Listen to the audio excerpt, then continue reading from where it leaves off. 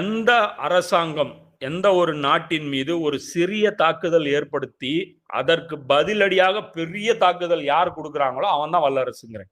வல்லரசுங்கிறது ஒரு சர்டிபிகேட்லாம் கிடையாது.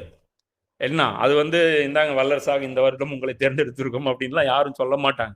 அவன் சொல்லிக்குவான், நான் தாண்டா பெரிய ரவுடிம்மா, நான் தான் பெரிய வல்லரசும்மா. இப்போ வல்லரசு என்னன்னா அவனை எதிர்க்கிறதுக்கு ஆள் இல்லாம இருந்தாங்கன்னா அவன் தான் வல்லரசு. அது மாதிரி ஒரு காலத்துல பவரா இருந்தது யாரு? ஓட்டமன் பேரு. அதுக்கப்புறம் பவரா இருந்தது யாரு? பிரிட்டன். அதுக்கப்புறம் பவரா இருந்தது யாரு? இது அமெரிக்கா.